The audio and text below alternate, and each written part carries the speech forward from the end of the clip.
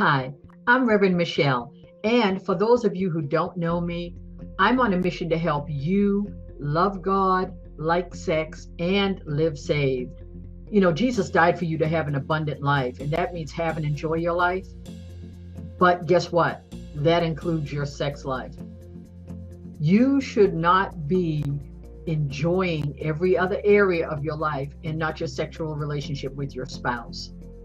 All of that was incorporated with your salvation. So this year, I am trying to share with people who are struggling or in a sexless marriage how you can make it better. I don't believe that a sexless marriage is of God. I don't believe that He wants you and your spouse there living as roommates. I believe that He wants you to be enjoying each other's company and each other's bodies and having a great time with each other. So there are three things that I want to share with you about sex. And the first thing is that sex is in the Bible throughout there, or should I say throughout the Old Testament. Now, we think because we don't actually see the word sex that it's not in the Bible, but it is, and it's there under different terminology. As I continue on to share this year, stay tuned and watch and subscribe, because what's going to happen is I'll share more on this topic or in this area.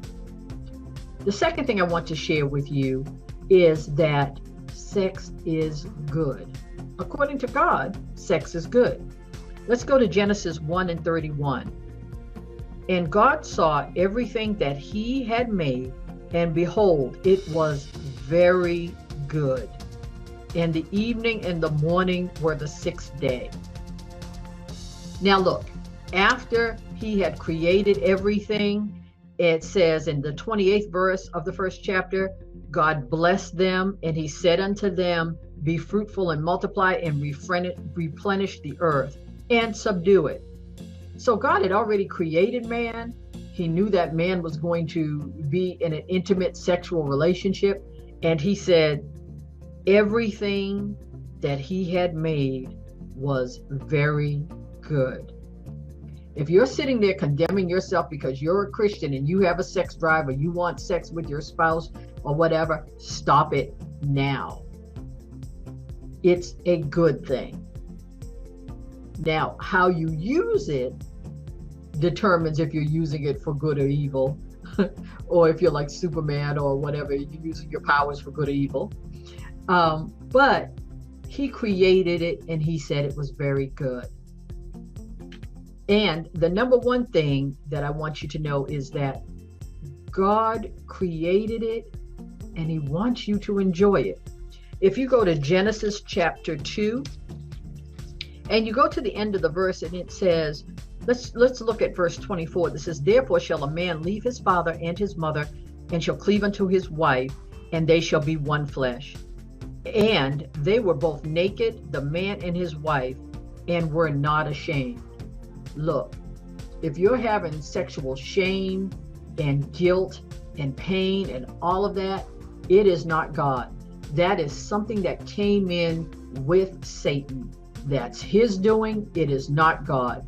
God created you to have an abundant life. God created you as they were, naked and not ashamed. And that's the place that I want you to get to. So I work particularly with women, but you may be a man, whoever you are. If you are a person who does not want sex, I need you to understand today that sex is in the Bible. It's under different terminology, that sex is good. God created everything. He knew they were going to be having it, and He said it was very good. And He wants you to enjoy it. He wants you not to be ashamed of the fact that you have a sex drive or you want sex with your spouse. I want to pray with you right now, because I know God is able to heal and to deliver and to set you free. So let's pray. Father, right now, this person who is watching, who is listening, I'm praying for their sex drive. Father, as we are in agreement, as coming together on this, I thank You for healing. I speak healing to the sexual desire. to their arousal, to their orgasm or their orgasmic process. Father, I speak healing to every area of their sex drive. Anything that is hindering it, I come against you right now with the blood of Jesus, and I say, be healed. The word of God says, I am the Lord that heals thee. Be healed in the name of Jesus. And Father, I thank you for the testimony and the work that is being done right now. In Jesus' name, amen. God bless you. Thank you so much for being part. As I said, subscribe, because every time I post, you'll be notified. And also, if you'd like to get online with me for a live webinar, look at the link below in the description and sign up. I'd love to have you be part. God bless you.